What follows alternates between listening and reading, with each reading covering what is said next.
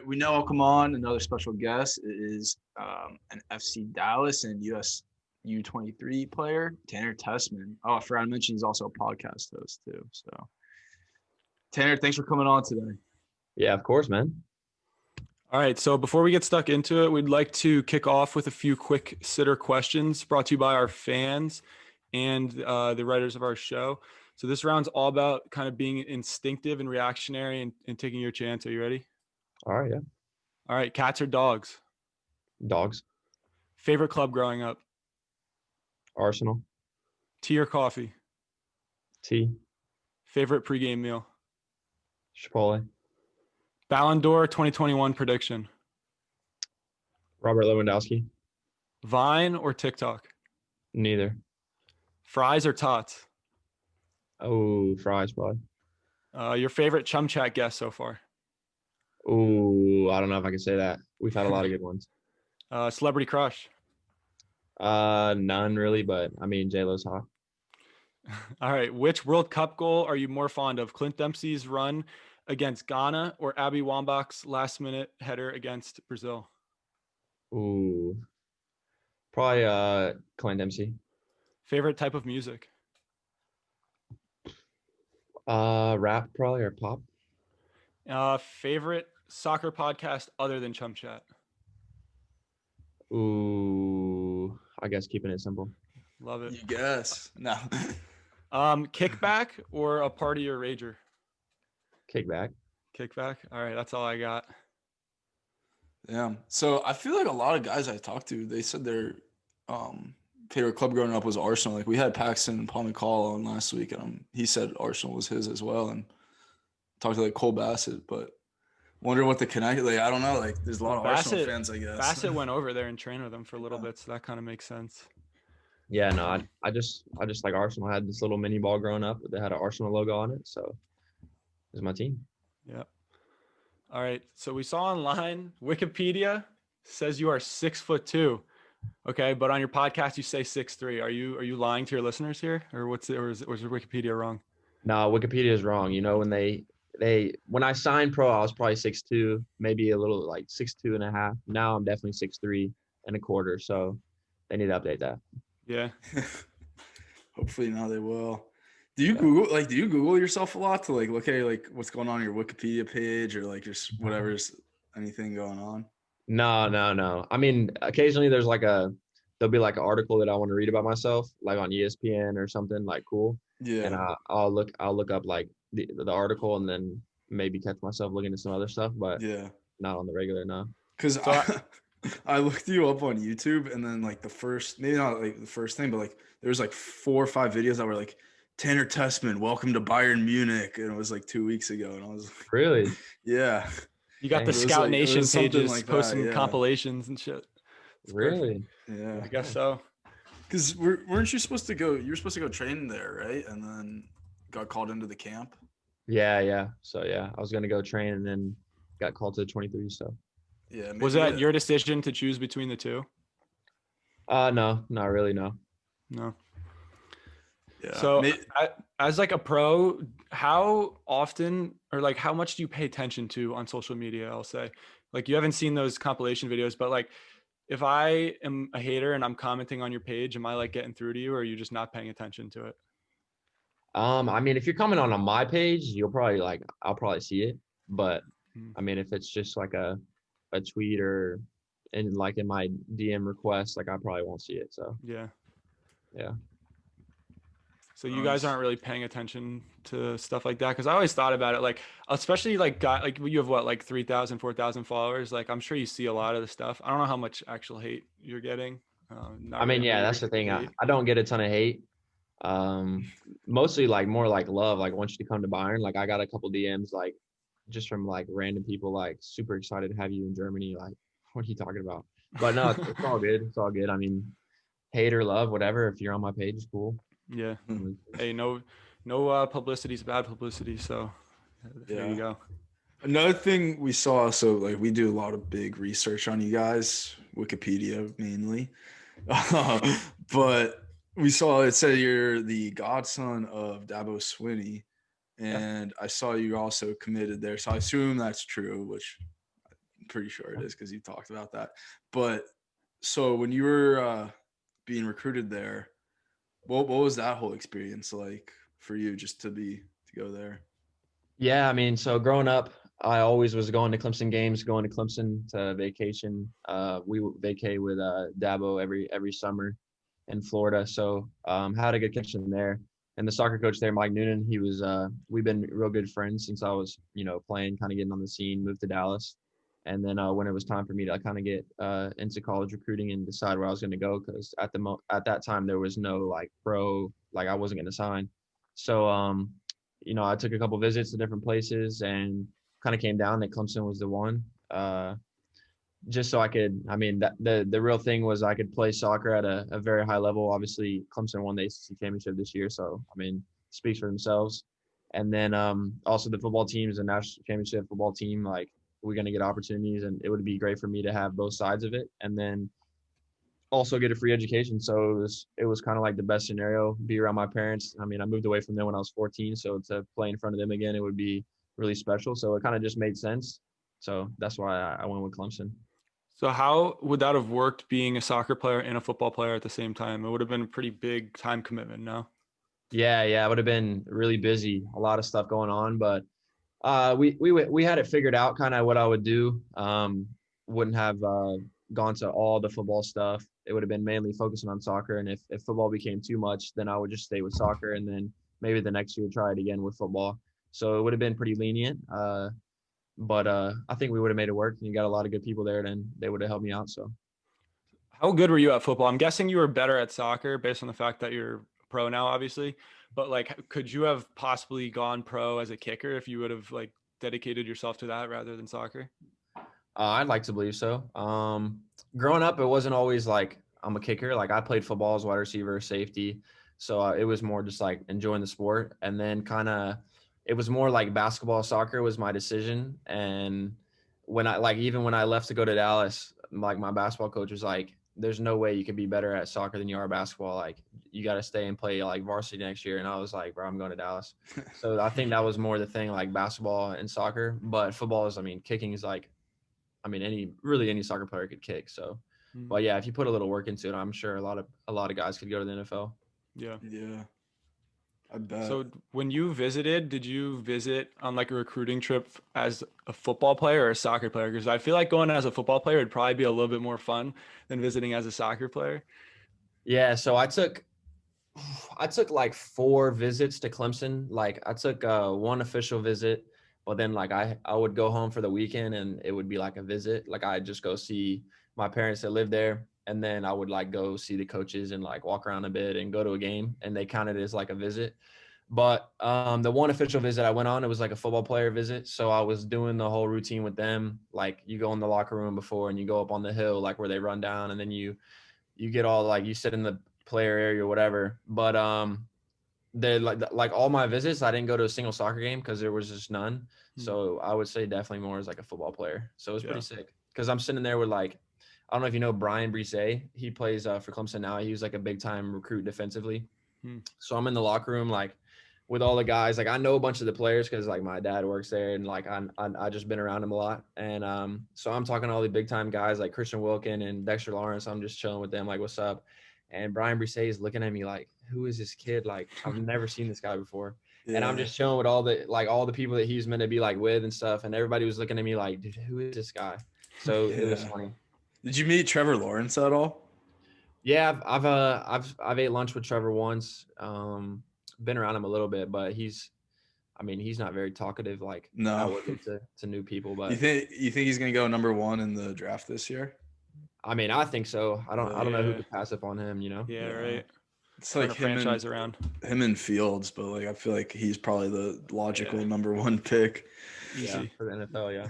100%. So in the article too, I saw there's an article that I think it was MLS or ESPN wrote, and they said that you were kicking 50-yard field goals with both feet.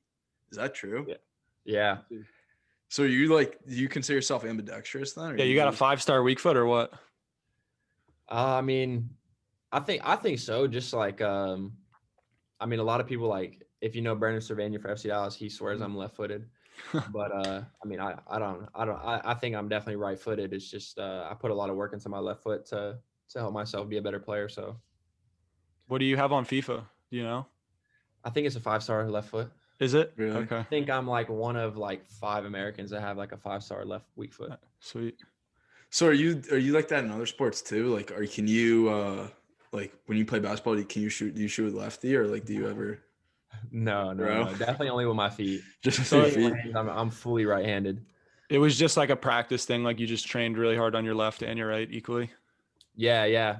Like growing up, it was always do more reps on your left, and I stuck with that.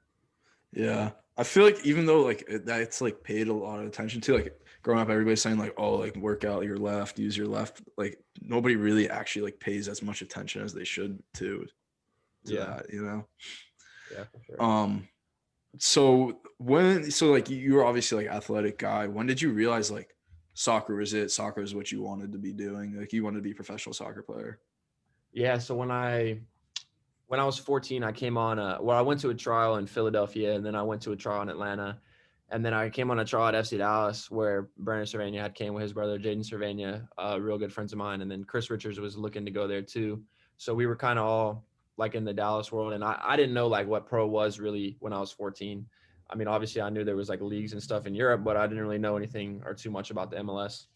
So then when I came on trial at FC Dallas, and then I made the team, and that was when I gave up basketball, I gave up football, and it was going to be like 100% soccer. And I never done that before. I always played basketball or at least something in school, and always had a lot of things going. So then when I moved to Dallas, it was all soccer, focusing on that, and I was around the first team a bunch, so that was always on my mind to sign. And then at 14, 15 was when I really said like I could definitely sign pro. I just got to put the work in, and good things will happen, and that's what I did.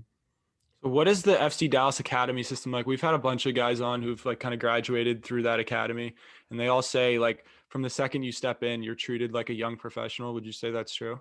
Oh yeah, 100%. Yeah. Yeah. I mean, everything from trips to I mean, you have your own locker room every morning. Like there's not a lot of teams. I mean, academy teams around the US that have a locker room for their players. So Do they have a school at Dallas that you guys go to? yeah, it's a public high school. It's called Lone Star, but majority of the guys go there. So you're always around the guys too.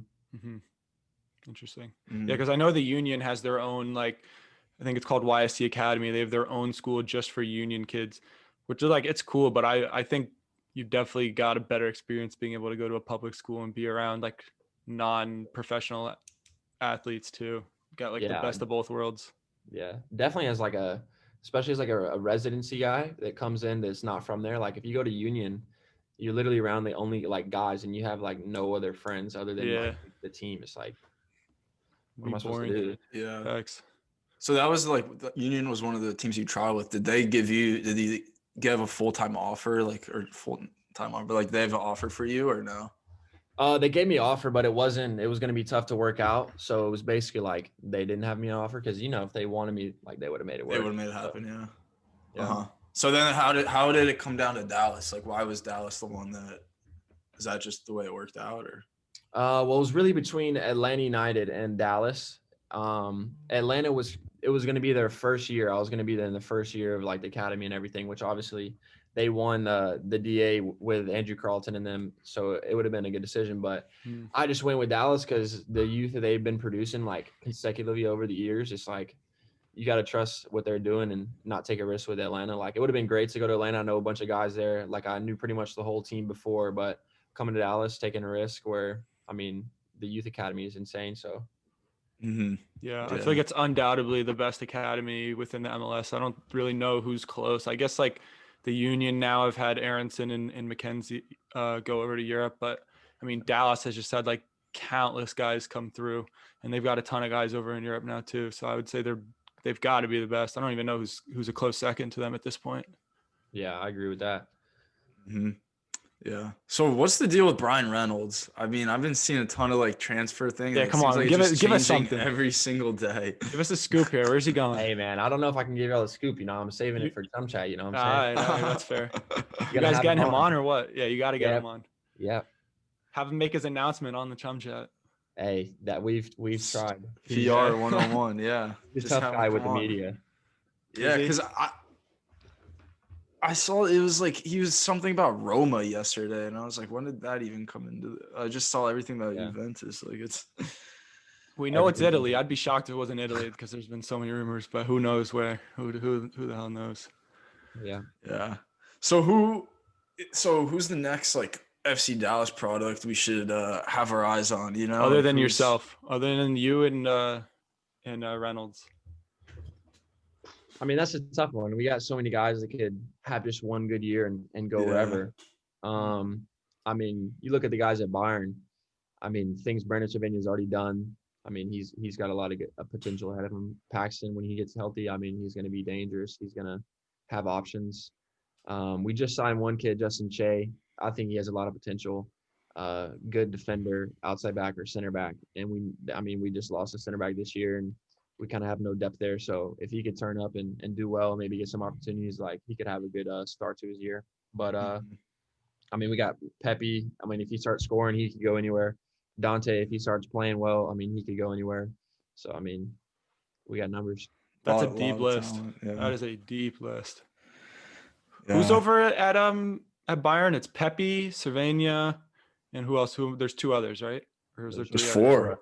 Yeah, There's six total. Is there six? Wow. yeah. Paxton, Brandon Thomas, Edwin, Oh, Thomas. Yeah. Dante, and Pepe, and Che. Yeah. Have you talked to them? I'm assuming since they've been there. Yeah, a few times. How are they liking it? Like, how are they fitting in? I mean, a bunch of them have already been over there, so it's just training for them. Mhm. But I talked to Che; he's doing well. They're enjoying it. They're just saying it's freezing cold. Like the first day they got there, it was like 5 feet of snow. You don't get that in Dallas. Sheesh. No, you don't get that in Texas. Yeah. Yeah. So are they with the 19s then? I think they're with the 23s. 23s. Okay. Yeah. Interesting. So Richard's probably playing with them, huh? Yeah, I think they're staying at his house. Oh, really? Oh, wow. I think so, yeah. Damn, Bayern can't put him up in a hotel or something? They got to have him. I guess they can carpool and stuff. I think so Bayern gave him like 2 cars. So I think it's Thomas and Brandon Cervania have the keys to the whips. And I think they're at I think they're staying at Chris's house, but I'm sure they could stay at the little residency at Bayern. The other guys are at Fonzie's crib. Yeah. Yeah. Must be fun experience for them though. Yeah. Yeah. I mean, look what happened to Chris. Yeah. Hopefully that happens again to somebody. Yeah. Yeah. Maybe you. I mean, YouTube is already saying you're going there, so. Yeah, they might know something you don't. Yeah. Yeah.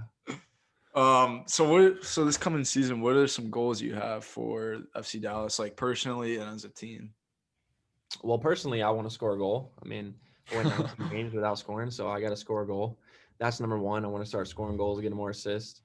And then I just want to be like a starter. You know, I don't want to be a guy that gets rotated out or has to sit the bench many games in a row. You know, I want to be a guy that's reliable and kind of help the team a lot and be a leader. And then, I mean, just with FC Dallas, we have a lot of goals as a team. We need to start winning more away games. That'll help us with the league. I think that'll help us get up higher in the standings. And then we want to get a home playoff spot, so top 4 in our conference. And I think that'll set us up for a good postseason. So as far as becoming like a regular starter, somebody that's not rotated, what do you need to improve on to kind of lock that down? Is it like scoring and assisting more, like you said, or is it more kind of minute things that you need to tweak? Well, I think it's a little bit of both. I mean, if I'm scoring and getting assists, I find it hard for any team to take that player out. So, I mean, obviously, if I can do that on a constant basis, then I don't see why I wouldn't play. But also, I mean, there's a lot of little things, just being coachable, listening to what they want me to do, whatever position they want me to play in, doing what they ask. And if I can do that, I mean, I'll hear week to week what they want me to do and make a little adjustments. And I mean, you got to get wins. If we start losing games, a lot of rotations will happen. So it all comes down to winning games and playing well. Yep. So this is kind of random, but is there anybody in the MLS that you have beef with on a personal level? Beef with on a personal level? No, I don't. I mean, I don't think I hardly know anybody. I mean, we played like 6 teams this year, so I don't really know. No, not really. Yeah, you guys had all that trouble with COVID, so you couldn't really play a lot, huh? Yeah, I mean, we were just playing the same teams it felt like every week. Yeah. But yeah. Yeah. You big? Are you like a big trash talker then, or no? No, I don't. I trash talk. I trash talk if I know the guy or like if Yeah. I'm on a personal level, like they know I'm joking or I'll say something. But no, I'm not No. talking to the random guys that have been. Do a lot of guys talk trash in the MLS?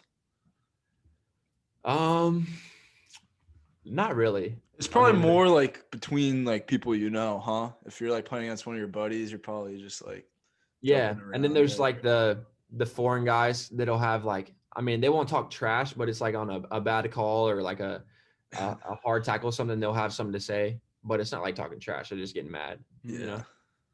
Yeah. Dude, what's like the your least favorite team to play against, like to travel to and go play against? Like hardest team to play against, or just like I'd say like hardest with like atmosphere taken into consideration. Well, and, I like mean, weather and stuff. Yeah. Well, without fans, it's tough to say because I Yeah. feel like with that's fans, true. it Yeah. would be like Seattle for sure. Right. But honestly, I like playing against the better teams. I think I mean, just this past year, my only experience is I speak for myself. I just hated playing against Houston because it felt like, I mean, in the academy, you play Houston like 4 times a year, and then you play them. We played them like 6 times last year. It's like, I don't want to play Houston anymore. But I mean, it kind of turns into points for us because I feel like we do well against them. So I ain't complaining. Is that your biggest rival, Houston? Yeah. Yeah. Wait, so have you played in a full stadium yet? Or has your whole career been COVID? My first 2 games were at Dallas, so I wouldn't say it was a full stadium, but we had fans. Okay. But not like a you didn't play pre-COVID at all, right? No, I did. Those 2 first games just were those 2 in games. February. Okay. Yeah, and then the rest were COVID. Gotcha. Damn, so happened at a inopportune time for you, huh? No, but I guess it was good because there wasn't much like I feel like a lot of the guys that are used to playing, like if you play for Atlanta United and you're used to playing in front of 70,000 every week and then you go playing and it's like a training match, like I feel like that's a big like kind of switch up. Yeah, but like honestly, you're probably used to playing academy games where there's no fans, so it's kind of like more or less the same, I guess. Yeah, definitely in Atlanta, it felt like a scrimmage because you just like you're going in this massive stadium and it's just like nobody there because they had no fans. It's like at least have some people because it just makes it way better. It was probably eerie as hell too, being in that because it's closed off. Like there's a roof on it too. Yeah. Yeah, that's I'm weird. surprised they didn't let anybody in because Georgia's like pretty wide open, like as far as COVID restrictions. Yeah, I don't know. Yeah, so moving on, you're now down in Florida with the national team. How's that been for you? Like, what's that like right now? It's been good. I mean, just getting to meet the guys. I think that was the first thing. I had to connect with everyone because I mean I'm a newbie, so everybody's wondering what I can do and what I can provide. And for me, it was just connecting with them, and it's easy to do on the field. So, but no, it's been good. Been battling hard, competing well. We scrimmage Canada tomorrow, so it should be a good experience. But no, it's been real good. Oh, scrimmage tomorrow. I didn't even realize that. So that's like tomorrow on a training ground. You guys are scrimmaging then? Yeah, it won't be live. No, interesting. And is that like a U23 thing, or are the senior guys involved in that too? I'm not really sure, to be honest. We'll see tomorrow. Okay, interesting. Have you talked to Chris Gloucester at all? Yeah, my boy. You trying to get him on Chum Chat? Potentially. If he gets a move, if he gets a transfer, then you guys can get him on. No, he's got to be in the news. I was just gonna say he's a little tough he's a little spotty with responding. Yeah, he's tough to schedule with for sure. But we got him on eventually. It was good. Bet I could get him on tomorrow. Yeah. Yeah. Nah, he's in the DMs, dude. It's tough. It is tough. I'll just go to his room and be like, "Yo, Chris, we're getting we're recording, bro." Yeah, that's funny. Yeah, it was funny. Nah. He's a funny guy. I liked him a lot. Yeah, Chris is funny. So what was your last involvement with the youth national team prior to this camp? I went with the 20s to Slovenia in 2019. It was like towards the end, I want to say, like in September. And that's probably the last time that they really had something, right? Because 2020, there wasn't anything with the 20s. They had a 20s camp in the beginning of 2020, like January 1st. Okay. They had that was like the last camp that they had with the 20s. Yeah. Interesting. So wait, were you eligible for the U20 World Cup coming up, or was that past? You were eligible. Yeah. Damn, that really sucks then. That and the Olympics are done. Nah, I think the brutal. Olympics are not confirmed. Oh, it's not confirmed? Yeah, it's not confirmed yet, but we'll see. Because I was like looking into it, or not looking into it, but I like saw some tweets or whatever about it, and they were saying like logistically it's just like not possible to do a bubble because like even the NBA was tough, and I'm guessing MLS too. And that was like 300 or 400 athletes, but this is like 11,000 athletes or something for the Olympics total. So like logistically, a bubble just like probably won't work out. So it just depends if they want to like take a risk, I guess. Yeah, we'll see. But Hopefully they do it because hearing the news about the 20 World Cup was pretty sad. So we'll see. what did the coaching staff kind of like have to say about that? Like the U20 coaching staff? They were just all, disappointed. We really didn't have a say, so it was nothing we can control. We didn't really get to meet up a lot. Like we had 220 camps, so it wasn't like we had all this prep and we were ready. But I mean, it was a good experience overall just to be in a group chat with a bunch of guys and do some competitions and do whatever with the guys. So it was cool to meet some guys, but they were just disappointed of how things were. I mean, how things are, and wish we could get on the field together, but can't. So yeah, you guys had a good squad too. You guys would have done well. So it's tough to see. So in this camp now, is there anybody else that's like a newbie like yourself there? I think there's like, I don't know off the top of my head like who it is, but there's probably a couple. 4 or 5. Yeah. Yeah. Who are you or some of your closest friends in this squad currently? Like the guys who are in camp right now? George Bello. I grew up with him playing, so he's one of my boys. Chris, he's chill. Brian, KO, he's pretty chill. I mean, honestly, everybody's like, I'm pretty cool with everyone. We have like little pods, so we kind of like have to talk to people when we eat and stuff. So Abubakar, I sit next to him, Booba, and then Sam Vines, and then Jeremy from Portland. So that's kind of my pod. So I've been connecting well with them. But yeah, no, everybody's good. Awesome.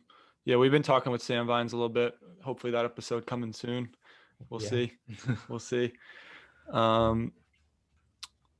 Yeah. So wait, is George Bello, is he from Alabama too? Because I know he plays for Atlanta. I don't know if he's from Georgia or He's from Atlanta, yeah. He's from Atlanta. Okay. Yeah. So how did you know him? Just through youth national team stuff? I actually I played 3v3 back in the day, like when I was 5, 6, 7, 8. And being in Alabama, the only good soccer you can really get is in Georgia. Like that's the closest thing. So I used to drive to Georgia all the time, play tournaments, whatever. And we played against Georgia's team in a final when I was probably like 5. And then we recruited him and one of his buddies to our team. We went on to like win the national championship in 3v3 and do a lot of good things. And then started playing summer league with him. It's called Super Y. We won the national championship in that too in IMG a couple years later. So I played with him for 7 years probably when I was little. So damn, that's crazy. You guys must have been raw, your team. Yeah, both of you guys. You know Zion Jones too or no? No. Where's he from? Atlanta? Yeah, he's from Atlanta. He went to Schalke, played with the national team, played with Atlanta United, won the championship.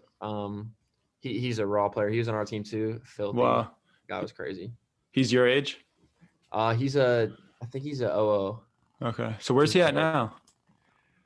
I think he's playing USL League, USL Championship. Kind of fell off when he went to Schalke. Damn. Trouble, but Oh, okay. but I was gonna say athlete, yeah. That's a big fall off from Schalke to the USL. That's pretty steep. But if he got in trouble, Yeah. I guess that makes sense.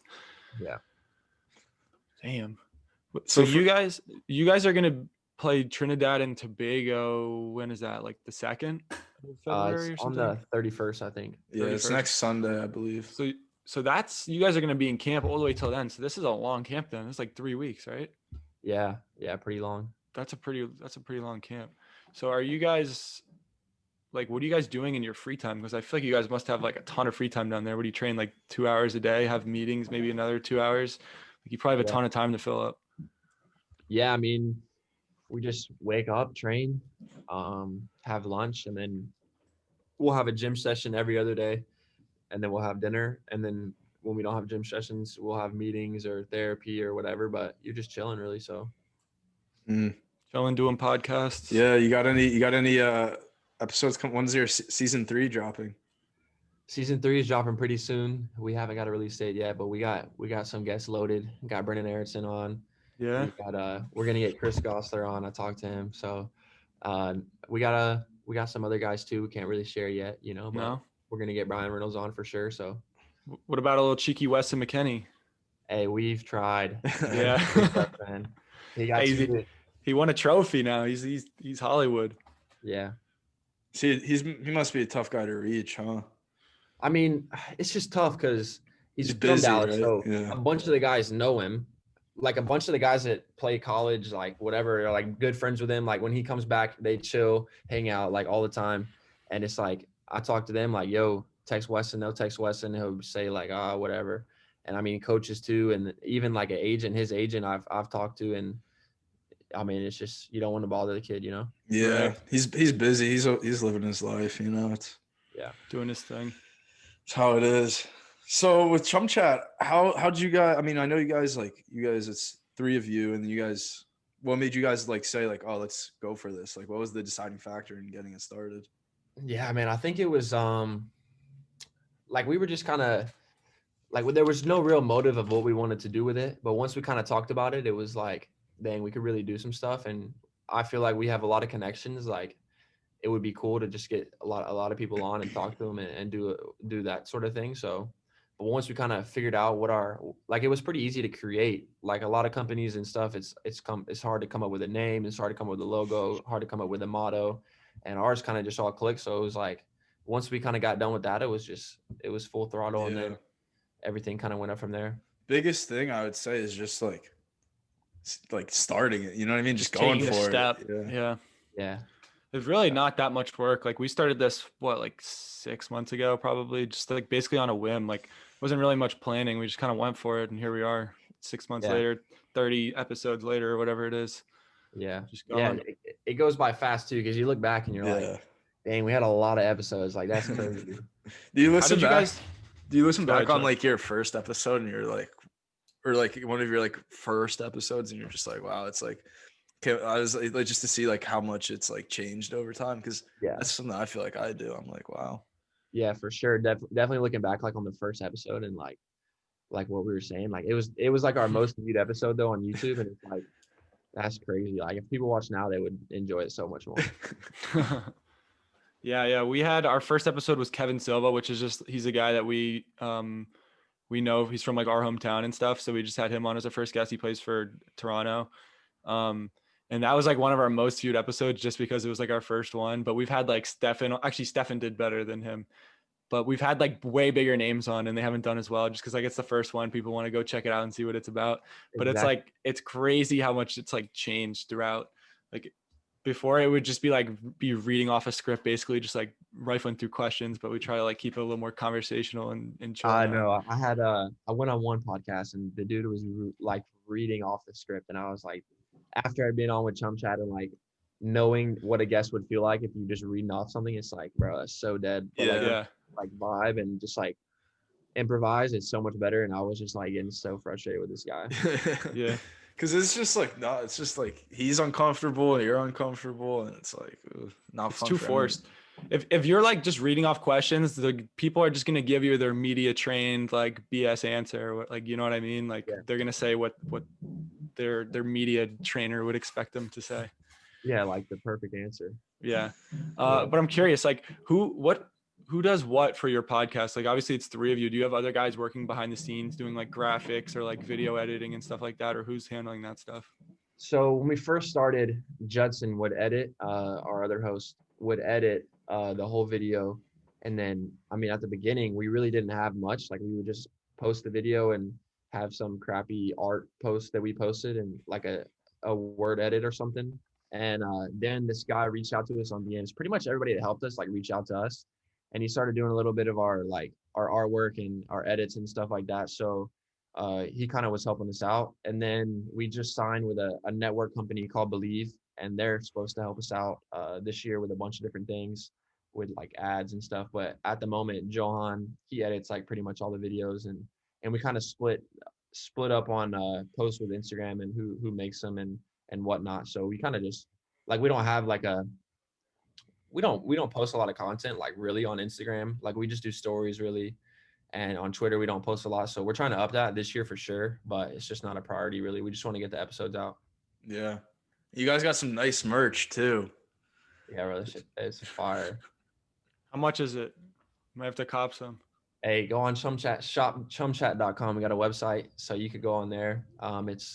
You could get I think we have a few shirts left for like 25 and then 40 for the crew and then like 45 and 50 or something. You heard him. Chumchatshop.com. Was no, it's cop shop it. Chum Chat. Shop chumchat.com. Shopchumchat.com. Go cop. Yeah. Yeah. So are you guys coming out with merch like every season then? Yeah, that's the plan. So like I don't know if y'all saw the video too. Like we posted a commercial. Yeah, I saw it was well like produced and edited. Yeah, so those guys reached out to us too to help us get with that. So once they did that, it was kind of more like a driving force of like, hey, if we get a sick video out of it, pictures and everything, like we'll get more merch and when the winter came, it was kind of winter. So hopefully, we'll have a little summer drop. For sure. Right. Chuck, you got anything else? No, I think that's it. Oh, actually, official prediction for the US Trinidad and Tobago game. Score prediction. What do you got? It's a revenge game. Man, I don't even know. I'm feeling like 7-1 or 7-2. 7-1. We're gonna concede. I mean, I don't think so, but I mean, yeah, you got to throw a little for insurance the sake, in there. Yeah. Sounds better. 7-1. 7-1. Yeah. All right, that'll be our headline. It'll be just like Tessmann 7-1 prediction. You can't do that, bro. No, 20-0. That's yeah, 20-0. All right. 20-0. Could be. All right, man.